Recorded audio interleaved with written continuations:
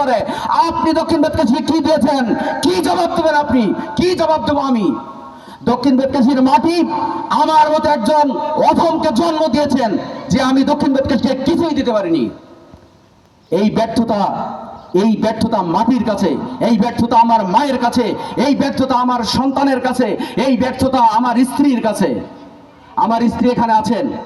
আমার স্ত্রী, আমি কাউকে ছোট করার জন্য বলছি না, যেদিন আমার উপরে খুব রেগে থাকেন সেদিন আমার বিছানার পাশে মশারিটা উনি গুজে দেন না। আমি বাসায় যে যখন 12টা-1টার সময় যাই তখন বুঝতে পারেন যে কোনো কারণে আমার হোম মিনিস্টার আমার উপর একটু রেগে আছেন, এই জন্য আমার মশারিটা এই পাশে গুজে দেয়নি। আচ্ছা বলেন তো, আমার পাশের মশারিটা যদি উঁচু হয়ে থাকে, মশারির ভিতরে কি মশা ঢুকবে? অবশ্যই। আমার স্ত্রী একজন শিক্ষিকা, উনি আমার পাশের মশারিটা উঁচু করে রেখে দেন, তাহলে ওনার সমস্যা হবে না? দক্ষিণ বেতকাশির একজন মেম্বার আরেকজন মেম্বারের উপরে লেগে আছেন, এক ভাই আরেকজনের বিরুদ্ধে চক্রান্ত করছেন, একজন আরেকজনের বিরুদ্ধে ফেসবুকে বিষাদগার করছেন, পারতপক্ষে আমরা সবাই ক্ষতিগ্রস্ত হচ্ছি না? ওই সেই মশারির মতো হচ্ছে না ভাই? আমরা কার সাথে দলাদলি করি? একজন আওয়ামী লীগ, সে রাজনৈতিকভাবে সেই মতাদর্শে করে, সেটা তার নিজস্ব ব্যাপার। সে জাতির দিকে দেশের জন্য কি শত্রুতা করছে সেটাই হিসেব করেন। একজন রাজনৈতিক মতাদর্শ ভিন্ন রকম থাকতেই পারে।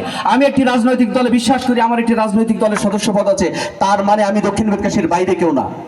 আজকে এখানে যারা এসেছেন, বিশেষ করে জনপ্রতিনিধি যারা এসেছেন, আমরা দুহাত জোর করে আপনাদের কাছে কৃতজ্ঞতা বোধ আবেদন করি। সামনে বর্ষাকাল আছে, মানুষের অনেক কষ্ট হবে, আপনারা কষ্ট স্বীকার করে এসেছেন, আপনারা পরিষদটা খুব ভালোভাবে চালান, আপনারা নিজেরা ভালোভাবে বসেন। যদি আমাদের কোনো সহযোগিতা লাগে মেহেরবানি করে বলবেন। গত পরশুদিন আমি জেলা প্রশাসক মহোদয়ের কাছে গিয়েছিলাম। আমি আপনাদের কাছে একটু সময় চেয়ে নিব, দুঃখিত, আমাকে একটু সময় দিবেন আপনারা। আমি জেলা প্রশাসক মহোদয়ের কাছে যে দক্ষিণ বেতকাশির বিস্তারিত